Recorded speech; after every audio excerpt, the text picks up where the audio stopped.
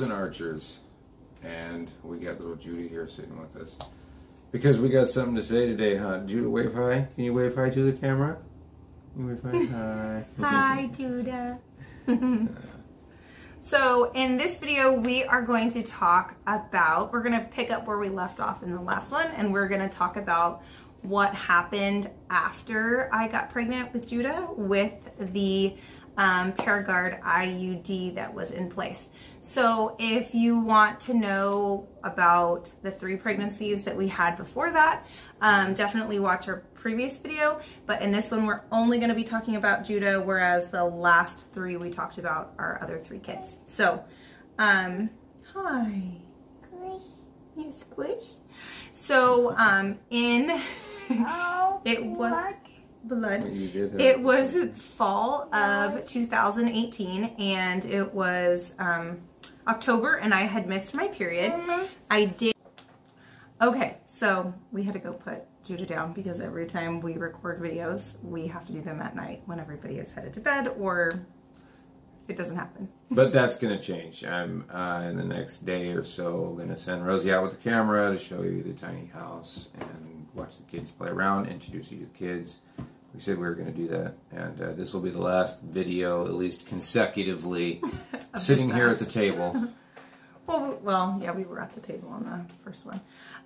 Anyway, okay, so quick recap. So we had 3 kids. 2 of them we had planned back to back. We thought we were done. We, surprise, got pregnant with a 3rd one, Blaze, that we call our bonus boy, using Billings method. Dan, it wouldn't get fixed. I had a really hard birth with Blaze. And then I decided to get on the Paraguard IUD, which I had learned about, that didn't have any hormones, very little side effects, and it was good for 10 years. So on our previous video that talks about, in more detail about the first 3 births, if you want to learn more about that. So as soon as Blaze was born, we decided that we would go with the Paraguard IUD. So I contacted the doctor and I let them know that that's what I wanted to have done, and we went in at like 6 or 8 weeks, and I had the IUD installed. I mean, I don't know, put in place, inserted, whatever it's supposed to be called. So after that, yes, it definitely hurt being installed, but it wasn't, I told myself it can't be as bad as having another baby, so it was worth it. So we had the Paraguard IUD for 5 years, not a lot of issues, some cramping, some like irregular cramping, but I didn't have any regular bleeding. It never came out. Really the only maintenance, go ahead, what were you gonna say?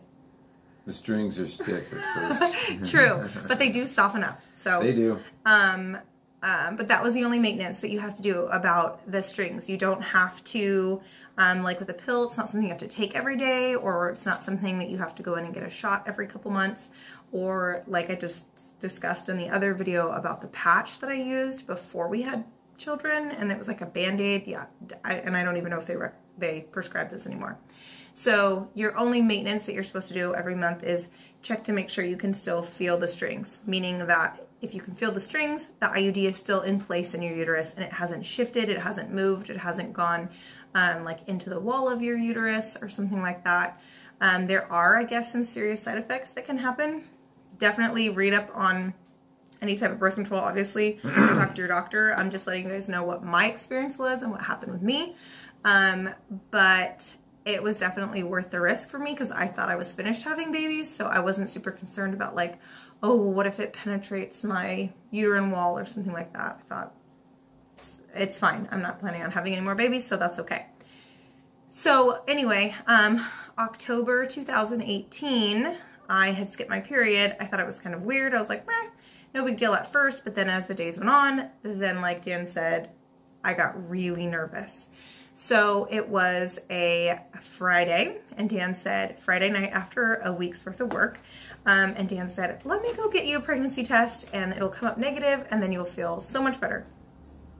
So I went into the bathroom, peed on the stick, and it came up pregnant. Yeah. And we weren't being we were still being cautious. We weren't being We were still being cautious. What would you say?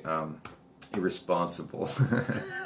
So even with an IUD, we were still being cautious. So even with that being cautious and having an IUD, I still happened to get pregnant.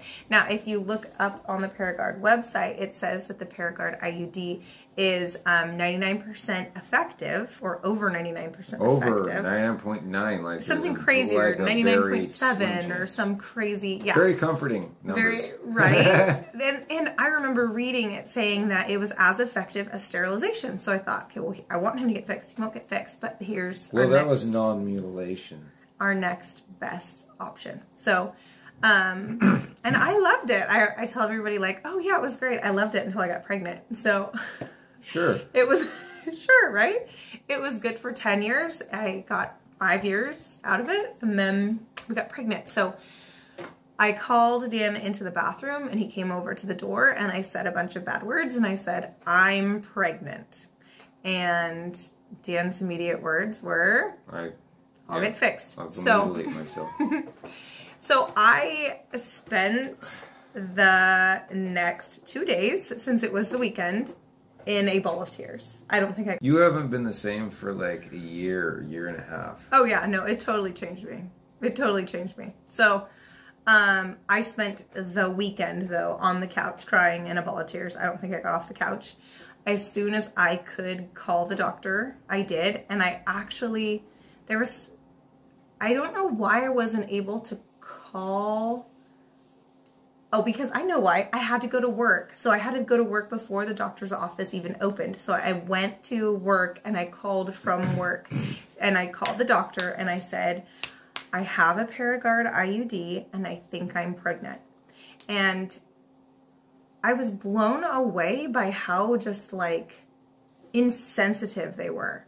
They were like, okay. I'm like, no, I'm concerned that I'm pregnant. I already have kids, like, you know, blah, blah, blah. Well, is there going to be a problem with the baby? Yeah, because they says it's, I mean, I'm the kind of person that reads the inserts. So it was like, you know, death can occur, serious problems, what can I say? Ectopic pregnancy in your fallopian tubes can occur with an IUD. So in my head, I'm like, oh my gosh, my fallopian tubes are gonna explode, or I'm gonna die, and I already have other kids I need to take care of. More problems than we would have had with a normal pregnancy. Well, so, I was immediately like, it was terrifying, right?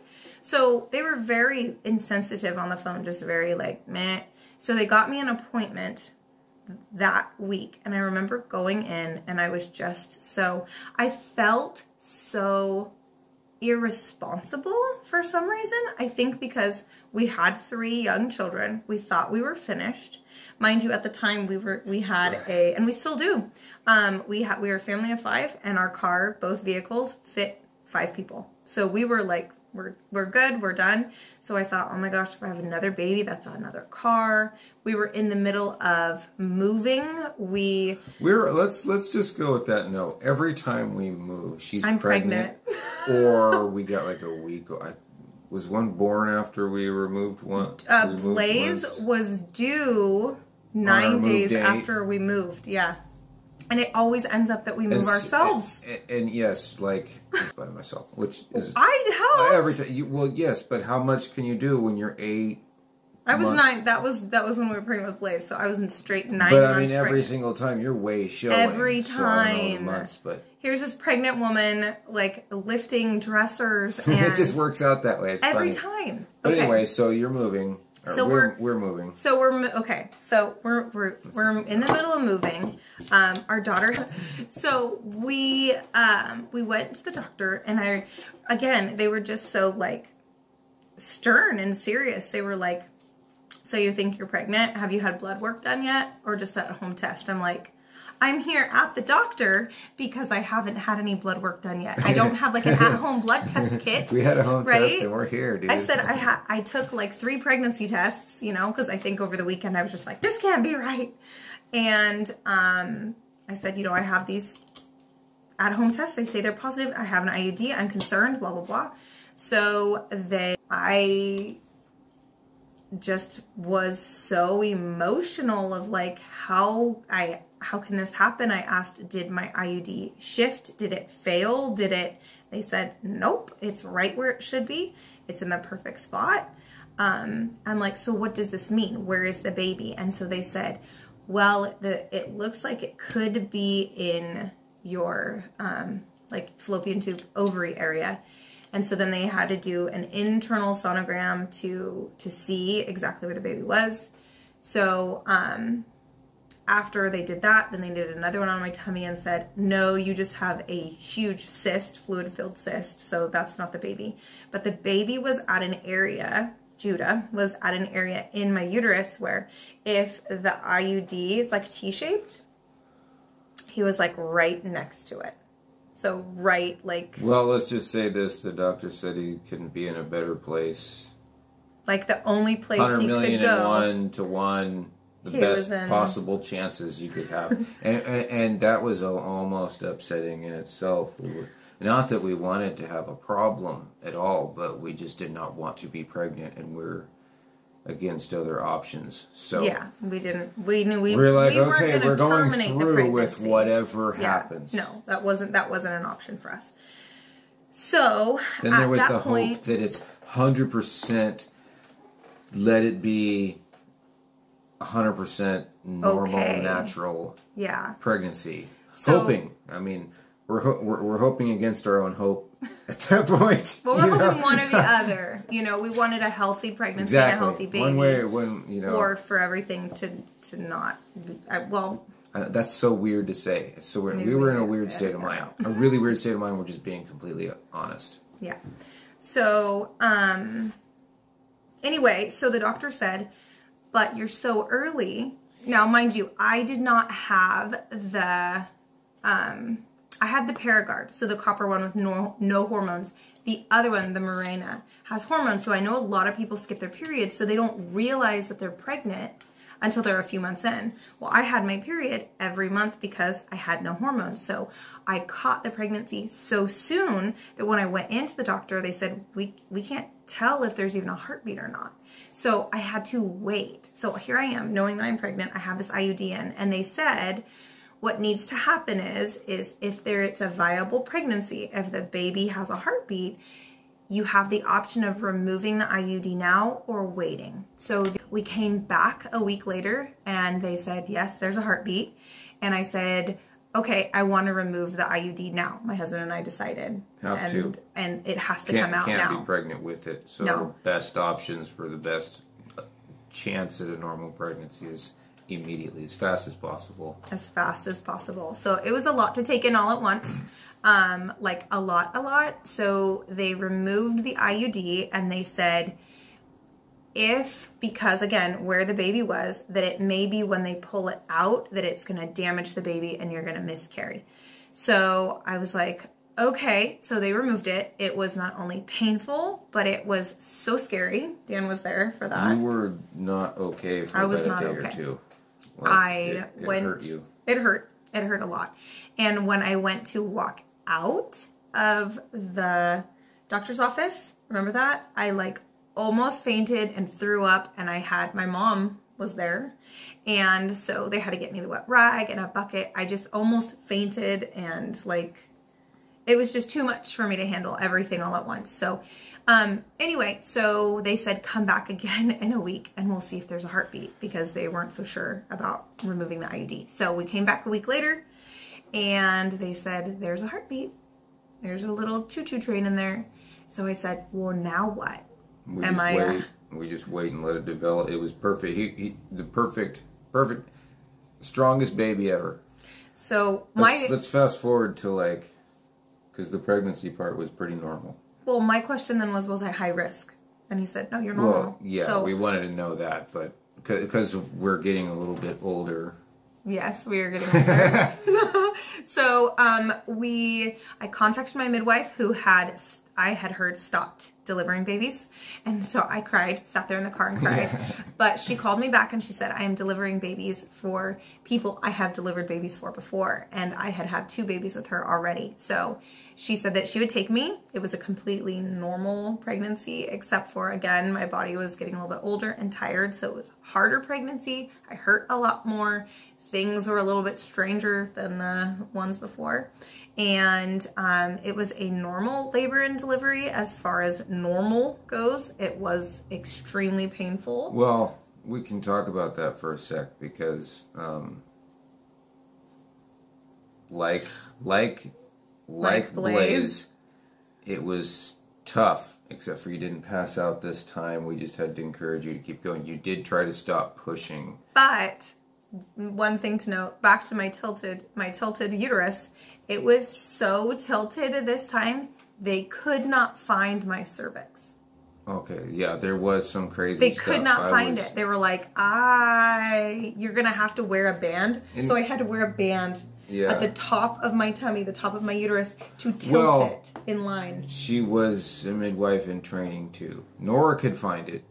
No, Nora couldn't find it either. I thought Nora didn't have a problem, just a training person. No, they could not find it that time. Okay. So I had to wear this brace. And then, actually, I think the next day I went into labor. But it was like Blaze. It was very, very painful. My water did not break. So they said, do you want us to break this water? You were only laboring as far as delivering for like an hour? Yeah, but I had labor. It was a 24-hour labor. Sure, at home before we went in, before you knew, right? No, it was total. From the time it started until he was born. We went a little early, 25 hours. We did go early. This time. Because I wanted her to be comfortable and just the whole, I was like, I need you to be taken care of as soon as we know that it's kicking off. So we went to our midwife. She's very compassionate, very helpful, made you feel, it was at her house. She has an entire area that was made for patients. So, yes, very comforting area. You can get the tub. I think I had 2 hot baths, and then a bath right after the birth.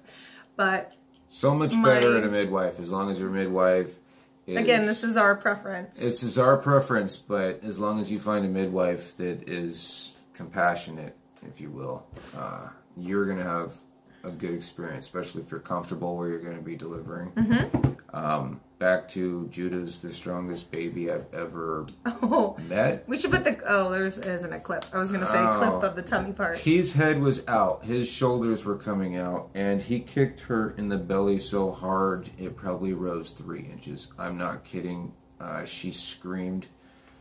The midwife was like her belly, like usually when you can see the baby kick, about 3 inches of it was of the her belly, weirdest right? Like thing it was ever. the craziest thing, and he could hold his head up from the moment he came out on his own.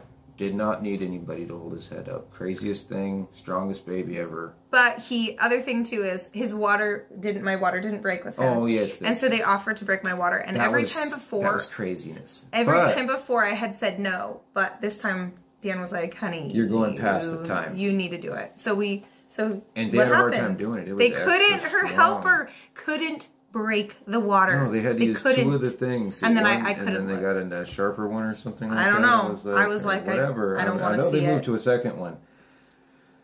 Maybe a bigger one, smaller. Maybe it has a different size. I'm not sure. But, yeah, it was not a It was crazy. Deal. But Judah was born, and he was 8 pounds, 12 ounces, and he was healthy, and he was perfect, and he still is. And no complications. They just said on my placenta, they said it was very, very low in my uterus, probably because when it was forming, because of the placement of the IUD. But at the midwife, they'll give you the placenta. The placenta, yeah. We buried one under a tree. Gross. Yeah. I didn't like it. But yeah, I got 2 out of the 4. Yeah, 2 out of 4 of them.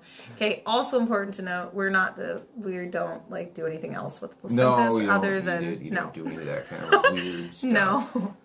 But, we put it under I won't even cut the cord. I didn't cut the cord on didn't. any of my children. I was there with her the whole time. Break my arm, whatever you need to do to feel better, but I wouldn't do it. The gristliness of it, don't. Yeah, the midwife cut it every time. I'm okay. Except for at the hospital. But anyway, so that is our Paraguard IUD story. And our super surprise little miracle baby Judah, who made it through somehow, you know, us getting pregnant, being cautious with an IUD, made it with the IUD removal. I mean, he is against all odds. He's here. Big we time, totally think he's a little miracle. So totally, he was supposed to be here. Yeah, and then my mutilation. Yeah, then Dan got fixed. Guys, just do it. Okay, I thought that there was going to be like, oh, my manhood and this and that. And you know what? It's better now. I can't really say that much changed that much at all. There's nothing noticeable. Don't take any medication. Just go in and do it like a stud, like you should. Do it for all the ladies out there having all these extra babies. And you may think that I'm just saying that. No, just go in and do it. And just lay there and do it. So anyway, that's our story, and that's the continuation of how we came to be. That's why we have 4 kids. All because Dan wouldn't get fixed until we had 4 of them. So well, that's it. Let's say archers and arrows. We also say that. Oh yeah. Judah's middle name is Arrow because we couldn't figure out. We love God, so we're like, Lord, why would you know our circumstances, our situations? Why would you do this to us? Well, now in hindsight, Judah's so cute. I mean, it's like a gift, He's very of course. smart, but too. we're like, the Lord is just another. I forgot it. So what ended up happening was the whole time I was pregnant, I was miserable and upset and emotional. And like we said at the beginning, it's completely changed me. I'm still recovering emotionally, I think, from it, to be completely honest. But I asked Dan, I just said, what are we supposed to do with another kid? Because as you will see in future videos, our kids are very busy and very crazy. Oh my Lord. So we already had our hands full with 3. So I thought, what are we going to do with another baby? What are we going to do? And Dan looked at me and he said, do you remember what he said? Yeah. Okay, we'll say it. It's just another arrow in our quiver. Just another arrow in our quiver, referencing to the Bible verse about children are a blessing from the Lord, and about them being arrows in the hands of a mighty warrior. So, and then I was just concerned about us being, good archers of these arrows that we're given, basically. I mean, what else can you do? What else can you do? You just gotta do it. Just have to do it. Yep. So that's where our name comes from, of arrows and archers, and Judah's middle name is Arrow. So his name Judah means praise in Hebrew. And we wanted to just make his middle name Arrow because we felt like it was such a good reference and a good reminder of children being a heritage of the Lord, a gift from the Lord. And so, anyways, guys, we want to thank you for watching. We know it's long, but thanks for sitting in with us, giving us the time. And thanks. Really. Thanks for watching. Bye. Yeah.